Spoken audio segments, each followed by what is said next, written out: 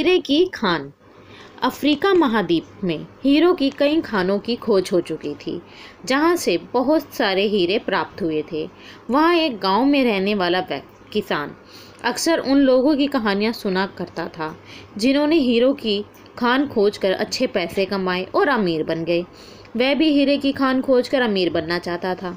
एक दिन अमीर बनने के सपने को साकार करने के लिए उसने अपना खेत बेच दिया और हीरो की खान की खोज में निकल पड़ा। अफ्रीका के लगभग सभी स्थान छान मारने के बाद भी उसे हीरो का कुछ पता नहीं चला। समय गुजरने के साथ उसका मनोबल गिरने लगा। उसे अपना अमीर बनने का सपना टूटता दिखाई देने लगा। वह इतना हताश हो गया कि उसने जीने की तमन्ना ही समाप्त करने की सोची और एक दिन उसने नदी में कूदकर अपनी जान दे दी। इस दौरान दूसरा किसान, जिसने पहले किसान से उसका खेत खरीदा था, एक दिन उसी खेत के मध्य बहती छोटी नदी पर गया।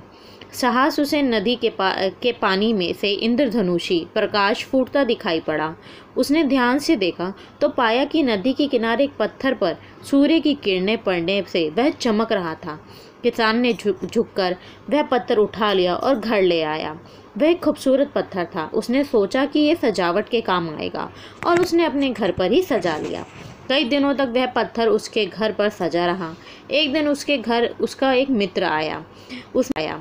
उसने जब वह पत्थर देखा तो वह हैरान रह गया। उसने पूछा, मित्र, तुम इस पत्थर की कीमत क्या जानते हो?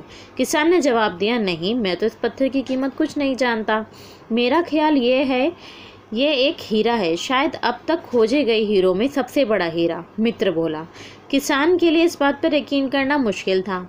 उसने अपने मित्र को बताया कि उसे ये पत्थर अपने खेत की नदी के किनारे मिला है।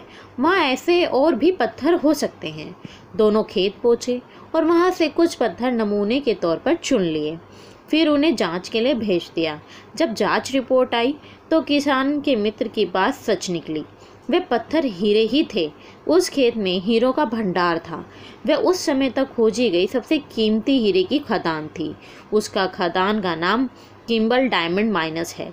दूसरा किसान उस खदान की वजह से माला माल हो गया। पहला किसान अफ्रीका में दर दर भटका और अंत में जान दे दी, जबकि हीरे की खान उसके अपने खेत में उसके कदमों तले थी।